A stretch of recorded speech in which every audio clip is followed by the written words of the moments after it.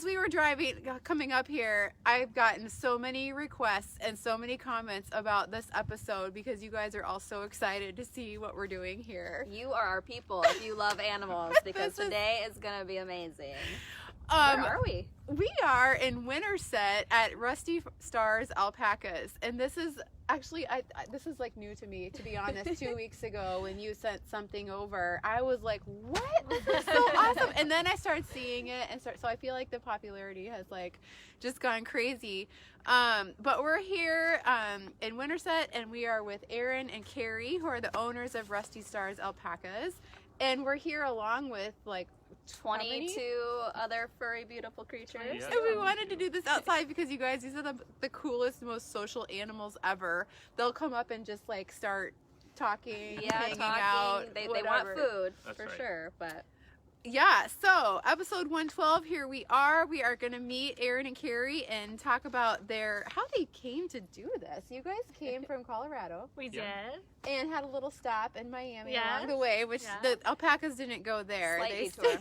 They stayed. But how long have you been in Winterset? And tell us a little bit about how you started this business. So we bought our first 3 alpacas in 2007. And we lived in Colorado at the time because that's where Aaron is from. Okay. And we did not have land. We just, Aaron really should have been a vet. He has a degree in zoology. Wow. And he's always had a love of animals. And he started to go to all these alpaca farms and alpaca open houses and kept saying, we really need to look into this. And I thought he was crazy. And so, but he kept doing it. I think you researched him for 2 years. Yeah. And then he finally convinced me, and we bought our first 3, but we kept them at the farm. Okay, because I was going to say, you said you didn't have land, so did they just go in the backyard? I don't know what kind of city, or I know you can have chickens, like in Beaverdale and stuff, but like, okay. So we boarded them at a farm, Daybreak Creations, in Colorado. Okay. And so then from there, we were trying to find land, but things just didn't quite work out yet. And then our jobs took us to Miami, Florida for a couple years, but we left our alpacas in Colorado. Such a different lifestyle. Yeah. But we didn't let them go because we knew we still wanted to do something. Yeah. And so then when we were in Miami, we knew we wanted to go back to family. I'm from Iowa. My family's here, and Aaron's is in Colorado. And so we just we applied for a few jobs, and everything just worked out here very, very nicely. And so it was kind of a sign.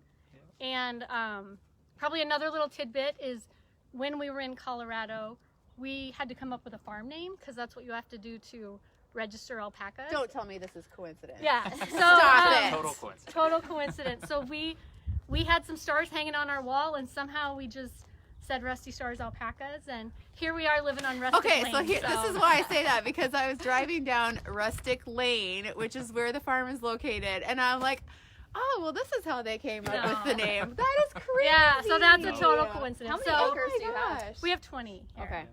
Yeah. It's beautiful. Okay, and so we have like about 22 animals, and 4 more coming tomorrow. And I guess I knew about alpacas a long time ago because there was a time in my life that I wanted to have an alpaca farm, and you so literally do everything. People are like, well, okay.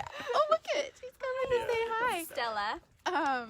And so I kind of researched alpacas, so I do know that they are like super social, and you can't just have one. Like you have to have multiples, or at least they're at a least herd 2. animal. Okay.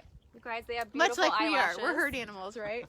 And so to have 22 of them, and so like alpacas are known for their, we're gonna say fiber. Yes, so they are an animal that, how long does it take to grow out the fiber and then like shave it? So it grows for 1 year. Okay. You shear them once a year. You shear them once a year, like right before summer, so they don't get in hot. springtime we do it in April every year. Okay. And then there's a buyer for this fiber. Well, not exactly. So we create the market ourselves. And so all of the fiber that we shear off of these animals, we prep and process and take to a mill in Maxwell, Iowa. Okay. And the raw fibers turned into yarn there, and then we sell it out of our little shop. And oh my gosh. That's how we create a somewhat sustainable farm. So here is an example of the fiber that is milled into the yarn, right? Yeah. Am I using the correct Yeah. terms? Okay. So it's super soft, and it's gorgeous. And I actually asked how to care for it. So if you had like a sweater or a blanket or something made out of this fiber, I said, well, do you have to dry clean it? And she said, no, you just, wash it in gentle cold with soap. It's kind of hard to see here, but yeah. they actually, after they shave, they go through this by hand and clean it of all the straw and kind of debris that they have rolled Whatever around gets it. collected And it's throughout so, the year. you guys, it is so soft. So there is a little store here too, which will take photos and post about the things that can be made with the yarn and the fiber. It's so cool. So the animals themselves, I'm so intrigued by Explain this. what they are, because some people have maybe never even heard of an I'll alpaca. let Erin do that. Yeah, Okay. so the zoo. That's Yes, right. exactly. I'll try to do it right. So alpacas are part of the camelid family. Camelids include camels, llamas, alpacas, and then two wild animal versions of the alpaca and llama called a vicuña and a guanaco. So alpacas are domesticated animals. They're not natural. That's why they have to be shorn every year. They have no natural way of maintaining themselves, and people have created them to become such furry animals for our sake. So you would never find a wild alpaca, is what you're saying? No wild alpacas. Okay. No. And the next question is going to come up here is, what's the difference between an alpaca and a llama? And the short answer is what they were domesticated for. The alpaca was domesticated 100% for their fiber. Yeah. It was known as the fiber of the gods for the Incan Indians. They're the ones that were the original domesticators of alpacas. And llamas were domesticated also for people's benefit, but as a work animal. And so llamas are much bigger, much stronger. Alpacas are smaller. Yeah. Alpacas can spit too. We like to pretend that they don't, but they definitely do. They have their bad days too, right? Yes. Only a few people have gotten spit on, but it happens. Yeah. So they're this animal that is like, it's got the two toes, like a camel. Yep. Or, do the llamas have two toes too? Yep. Okay. Yeah. And then foot. they're so unique because they all have their own coloring. They've got like, some have bangs, some have like these cute little like froze on top. I mean, like the coolest little Gorgeous characteristics. eyelashes. Yes, long eyelashes, and like I feel like their feet are their legs are kind of funny too. Like they look like they have little gauchos on. Yeah. Or Leg like warmers. leg warmers. So trendy. Very. And they have like this temperament that I feel like is just so like easy and calm, quiet. Yes. Yeah. We have a lot of people who've come out and said, they're very therapeutic. So people use them for like service animals. We haven't done it. I mean, I know they can't fly now because True. I feel like the animal would be more stressed if it was by itself. Okay. Well, I actually put that on my story, and I said 2020 would have been much better if we all had an emotional support alpaca. And then that kind of brings up how COVID has treated your business. Yes. And I think everyone's looking for something to do outside. Yes. Yeah, COVID has actually been a plus for us in the sense of people looking for stuff to do outside. And a farm fits the bill for that. So a lot of people were able to escape the confinements of their home to come outside and visit with some alpacas this year. We like to say that the animals don't know that 2020 is crazy. Exactly. Right? Exactly. They just want their food and to so be pet. they literally, if you have food, they'll literally just come up and eat the food out of your or champagne. They That is like what they that want. too. Yeah. Something I just learned is that they actually go to the bathroom in a like communal spot, like like a litter box basically, but like there's this little pile. One is using it right now, and they pee and poop in this little spot, so they're very clean. Here comes May. May and See, you've Stella. got food. Stella and May. And so, like, they're this animal that is, like, kind of easy to care for. They are. very We say easy. if you have all the basics, they become easier. I mean, taking care of 5 is just as easy as taking care of 20 once you have the setup. Yeah. Is this the main source of food? No. No, okay. It's the just main a source is treat. the grass. Oh, so they okay. just eat Yeah. grass. Okay, Mhm. okay. And we supplement with hay all winter. Okay. One other thing I read, I feel like I'm starting every sentence with this, is that you can walk them. Yeah. Like, they like exercise, and you can put them on like a leash and walk them around. Yeah. Which, oh my goodness. I feel like this might be the new like in town trend. We've talked like, about that. We've talked Winterset. about having alpaca trekking. We got to figure that one out. Yeah. Put them in the parade for the next Winterset. Yeah, And we have, so we've been. been in the Winterset parade the last few years. That's amazing. We didn't get this one. They did a reverse one this year. Yeah, right.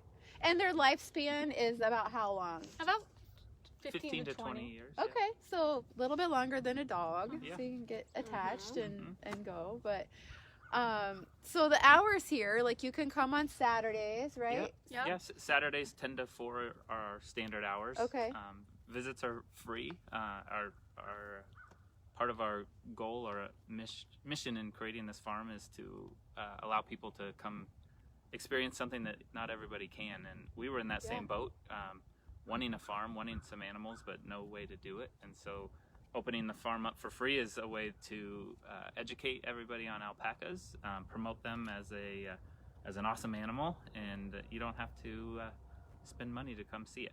However, they do have a donation box. And if you donate, it goes back to the animals, so that's important. Yeah. So. Yes. And there's a store, which we're gonna, like I said, we're gonna post some pictures on, and there's things inside the store. So, the address here is 2054 Rustic Lane. Yeah. No coincidence there. And it's just, I think we're just east of Winterset, off of Highway 92. So just super convenient, just a tiny little bit of gravel down the road. And you can come out here, and it's basically feels like a whole nother world, to be honest, with these animals. One. I feel like they're kind of magical. As entrepreneurs, we always like to ask this question, like, what would be your best piece of advice to others who are looking to do something super unique and kind of cool? I'll give my answers. We might have two different answers. Like that's always more fun anyway. I would say, and I always tell this to people who are interested, I'm like, it's very easy to want the world, but it gets overwhelming. So you have to be very careful about not taking on too much. Sure. And I feel like that's something that we have been able to do because we did imagine this when especially when we lived in Miami. We knew what our vision was, but we took a lot of steps to get to this point. And because otherwise it all can get very overwhelming. Sure. So that would probably be my advice. Okay. Yeah. My advice would be stick with what you believe in, and even though a lot of people might look at you crazy, might think you're crazy, you get a lot of puzzled looks when you tell people that you have alpacas or an alpaca Or when farm. you're moving from Miami to go to Iowa to raise alpacas. Yeah. So we tend to do the opposite of what people tell us to do. Hey, that's awesome. Okay, so what is did there your anything? family first say when you they all thought we were crazy. Yeah. They thought we were crazy. Because the alpacas, we literally bought those a week before we got married. Yeah.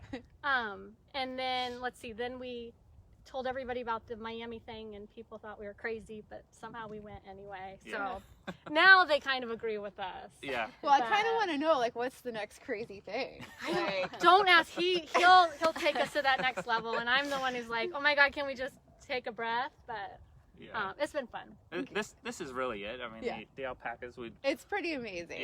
Yeah. I think just trying to continue to create a fun experience for people that we can manage ourselves and not get overwhelmed with it, and still keep that person-to-person contact when visitors come. Awesome. Online, where can people find you? Website, social media? Social media, and I will give all credit to Aaron. He does a fantastic job. Rusty Stars Alpacas, both on Facebook and Instagram. Okay. I spent a lot of time on your Instagram last Oh, night. yeah. Okay, good. This is making me really He's happy. really good at it. I give him a hard Basically, time. Nicole I don't wants like to my move to picture a on there, farm but- and have alpacas now. I did Yeah. volunteer my time if they would like to take a vacation. That's right. And it's on video, so you can't back out. Right. Guys, come check it out. I just think this is super cool. Are you open all year? I mean, like, gonna be all year round? Yeah. So check Facebook for hours if or we're not going to Google. be open. We do try to keep our Google stuff up to date too. Okay. So Saturdays from 10 to 4, come check it out and just escape to another little world down here at Rusty Stars. And a great way to support local at their shop. So come check it out for some good holiday Christmas gifts, I'm sure.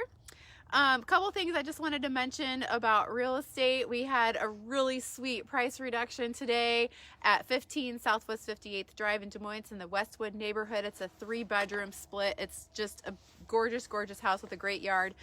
We just reduced that price to $259,900. So that's about a $7,000 price reduction from last week.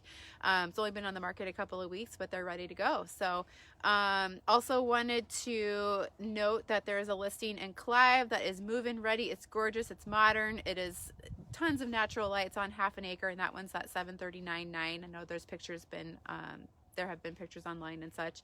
And then we have a new listing coming on. Did I tell you this already? I don't know.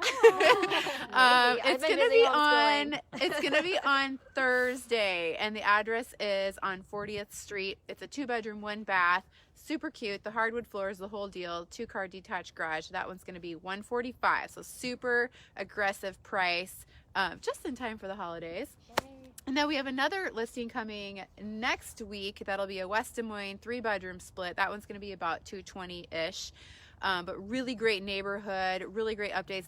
He won't even send me pictures because they're being all like decluttering and painting and all sorts of stuff. So there's also a few things that we are desperately looking for. So we have some clients who have been on the hunt for a year. Yeah. We've definitely hounded you guys for this. We're still hounding, so it's a Christmas miracle. Come through. We are looking for that Beaverdale, north of Grand, south of Grand, Waterbury, up to 350. Brick would be great. Doesn't have to be nice yard, garage, just the space. And so the thing that we're coming up against is there's a lot of houses in that like 225 to 250 price range. These guys are willing to spend like 3 to 350. So we really want the square footage and we want the updates. So it's got to be out there. It's out there somewhere. So if you know of it, we're gonna start door knocking again. We have done that. So come around. So great to be back. We had a couple of weeks of a hiatus, but we'll be back next week too. So thank you. Yes, of course. For sharing your magical. This is Stella. Come here, She's girl. very interested in the champagne. Yeah. Oh, hi, honey. Oh my gosh, look at this, guys.